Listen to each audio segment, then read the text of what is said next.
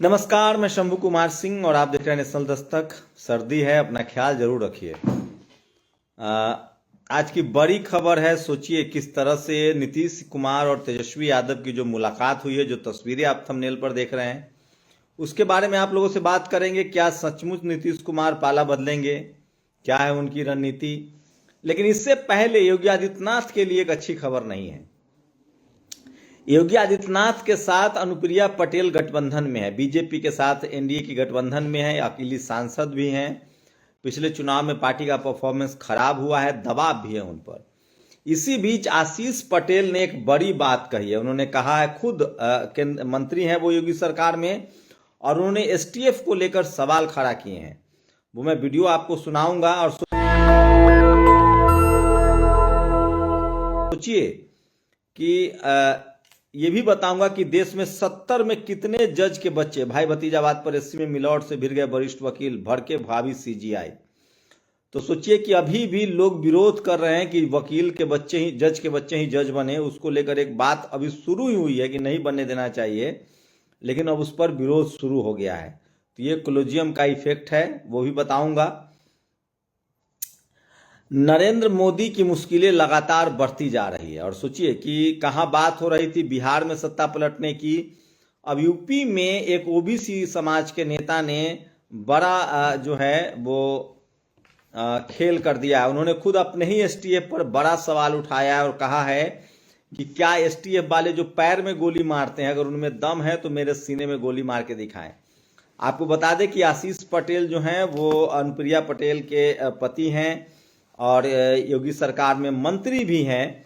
और इस लिहाज से देखें तो ये साफ माना जा सकता है कि वो इस बार बगावत के मूड में हैं और अपने ही सरकार को घेर रहे हैं। तो ये बड़ी खबर है और योगी आदित्यनाथ की मुश्किलें बढ़ सकती है, क्योंकि ओबीसी के बड़ी चेहरा है पटेल। और अगर उनके दल ने अगर इस तरह से बगावत किया तो बड़ी मुश्किल हो जाएगी योगी आदित्यनाथ के लिए। और मैं फिर कह रहा हूं, धीरे धीरे ही सही बीजेपी से ओबीसी के लोग जो हैं वो जरूर कटने लगे हैं।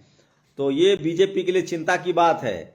पहले से ही मुस्लिम समाज उनके खिलाफ है। बाबा साहब के अमित शाह ने अपमान जिस तरह से किया, एससी समाज भी उनके खिलाफ है। और ऐसे में ओबीसी जो है अगर वो अलग हो जाते हैं बीजेपी से, तो बीजेपी की मुश्किल जो है बढ़ने वाली है। और खासकर अनुप्रिया पटेल हो, नीतीश कुमार हो, ये वो लोग हैं कि किसी भी कीमत पर अगर ये लोग हट जाते हैं, तो खासकर हिंदी पट्टी में अगर अनुप्रिया पटेल बीजेपी से हटती हैं, नीतीश कुमार हट जाते हैं, तो चाहे वो उड़ीसा हो, चाहे उत्तर प्रदेश हो, या फिर जो बैकवर्ड समाज में यादव उनसे ऑलरेडी नाराज हैं। अखिलेश यादव की अपनी पार्टी है, तेजस्वी यादव की पार्टी है। कुर्मी कुशवाहा अगर उनसे अलग हो जाए, स्वामी प्रसाद मौर्य ऑलरेडी बीजेपी से अलग हैं, तो यादव, कुर्मी, कुशवाहा ये लोग अगर अलग होते हैं, तो ओबीसी का जो एक बड़ा तबका है वो अलग अगर होता है, तो फिर बीजेपी के लिए मुश्किल हो जाएगी वापसी करना। 20-25% एससी समाज ऑलरेडी बीजेपी के खिलाफ है। बाबा साहब के अपमान के बाद ये मुद्दा और बड़ा हो गया है।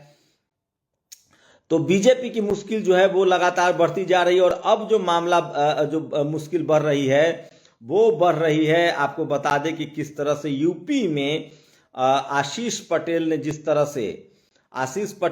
तरह से अपने ही सरकार के खिलाफ बगावत कर दी और उन्होंने जिस तरह के बयान दिया है, इससे तो साफ है कि योगी आदित्यनाथ से उनकी बन नहीं रही है और उनको लग रहा है कि योगी आदित्यनाथ ही उनको फंसा रहे हैं। तो नीतीश कुमार उधर बिहार में मोर्चा संभाले हुए हैं और यूपी में आशीष पटेल ने अब लगभग सरकार के खिलाफ ही मोर्चा खोल दिया है।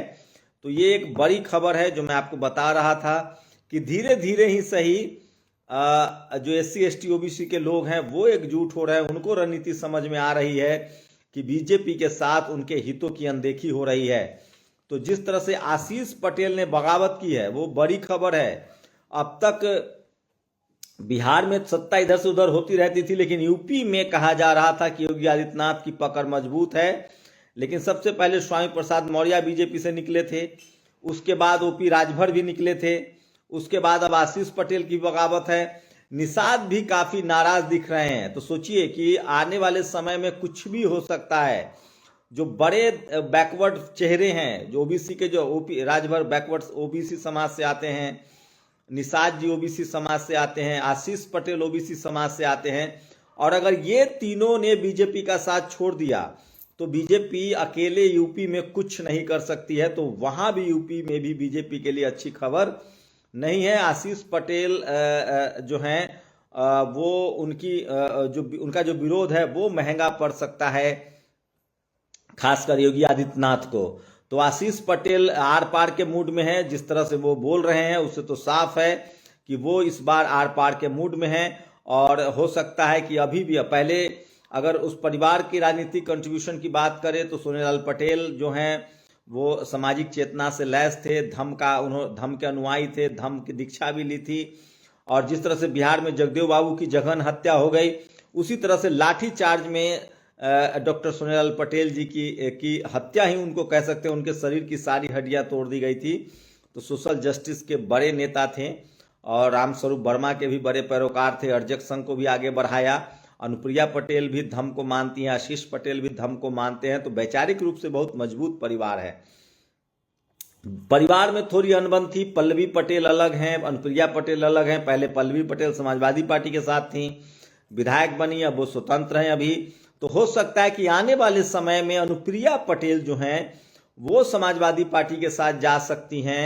तो ये बड़ा गेम चेंज हो सकता है। और इससे अगले विधानसभा चुनाव में मैं फिर कह रहा हूं, जब तक SC ST OBC के लोग सत्ता में अगर आना है तो गठबंधन की तरफ बढ़ना पड़ेगा, एक आपसी सहमति बनानी पड़ेगी। सोचिए, बीजेपी जिसके पास अपना मीडिया, इतना बड़ा मीडिया हाउस है, इतना बड़ा पैसा है, 3-3, 4-4 हजार करोड़ चंदा मिलता है, उसके बाद भी यूपी में वो 4-4 OBC दलों से गठबंधन में, OP राजभर, निषाद जी, अनुप्रिया पटेल से गठबंधन में है, तब वो चुनाव जीतते हैं। तो अब गठबंधन का दौर है, बगैर गठबंधन चुनाव आप नहीं जीत सकते हैं।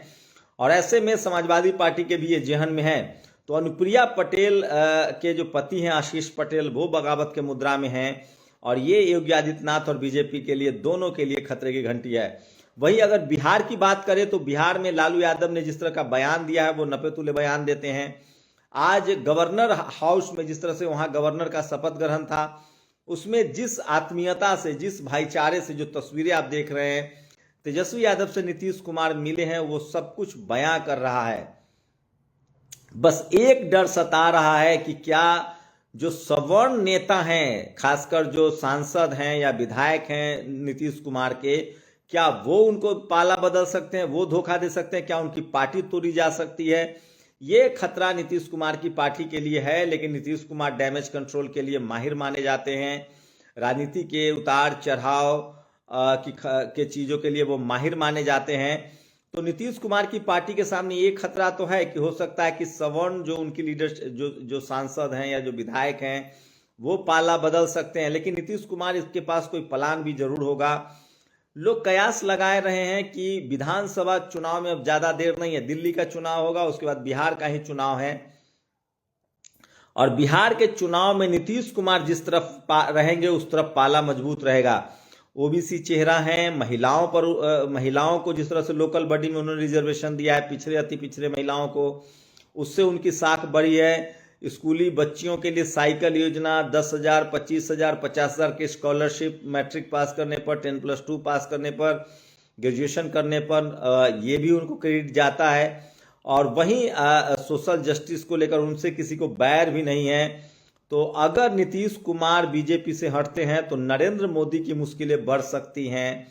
बिहार में सरकार तो जाएगी ही उनकी, लेकिन एक डर जो है वो ये है कि क्या बिहार में अगर नीतीश कुमार अभी ऐलान करते हैं कि हम समर्थन वापस ले रहे हैं, तो क्या वहां राष्ट्रपति शासन लगाया जा सकता है। पार्लियामेंट का सेशन भी नहीं है, सरकार को बहुमत साबित करने के लिए भी सेशन होना चाहिए। तो ये सारे खतरे हैं। इसलिए मुझे लग रहा है कि अभी Nitish Kumar wait and watch कर रहे हैं। लेकिन ये बात है कि आरजेडी ने लगभग तैयारी कर ली है। तो बिहार का भी राजनीति में बड़ी दिलचस्प होगी। इसी बीच प्रधानमंत्री नरेंद्र मोदी लगातार लगता है कि दबाव में है। आरएसएस दबाव बना रहा है। मोहन भागवत लगातार नरेंद्र मोदी के खिलाफ बयानबाजी भी कर रहे हैं, जिस तरह से छाया में वो बोल रहे हैं। उसी बीच नरेंद्र मोदी ने कहा है कि वो अजमेर शरीफ पर चादर चढ़ाएंगे। अब ये मत समझिए कि मैंने इसलिए चादर रखा हुआ है। जो उर्स है 718वां उर्स है, उसको लेकर नरेंद्र मोदी चादर भेजने वाले हैं अजमेर शरीफ। उसी अजमेर शरीफ पर जहां को लेकर खुदाई की बात की जा रही थी विष्णु गुप्ता द्वारा, तो पिटीशन भी डाला गया था। तो अब नरेंद्र मोदी कहीं ना कहीं भाईचारे की तरफ बढ़ रहे हैं। मनमोहन सिंह के निधन के बाद उनको लगता है कि आपके न रहने के बाद आपका मूल्यांकन होगा।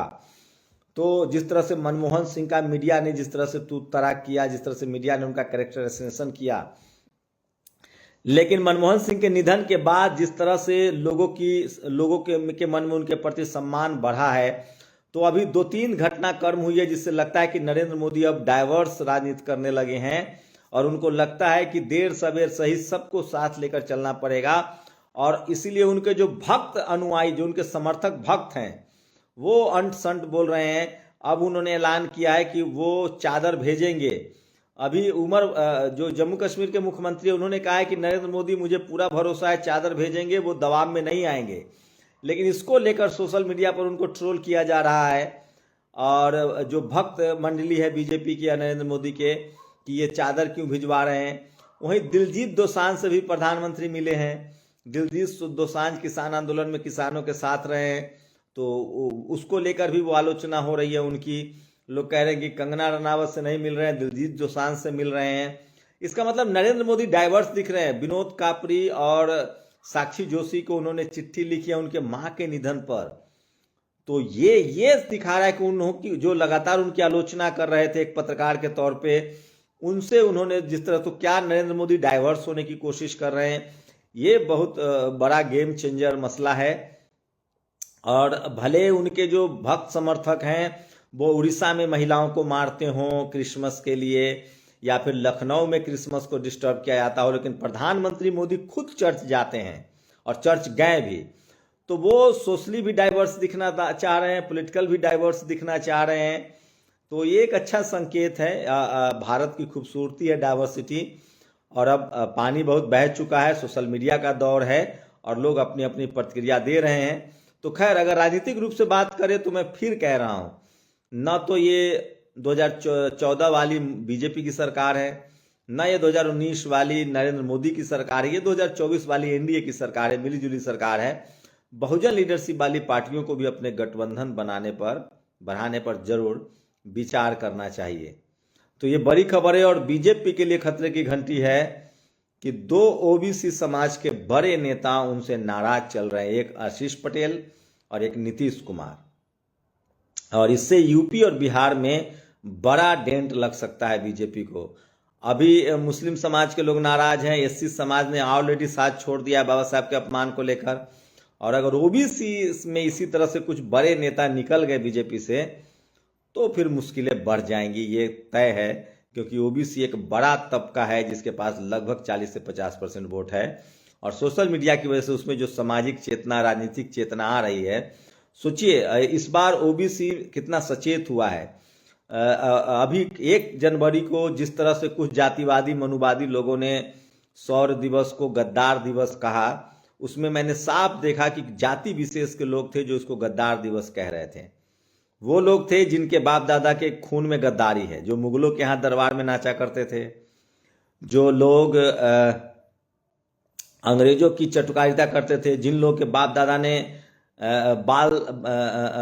गुरु गोविंद सिंह साहब के बच्चों के खिलाफ मुखबिरी की, जिनके बाप दादाओं ने शिवाजी महाराज के खिलाफ मुखबिरी की।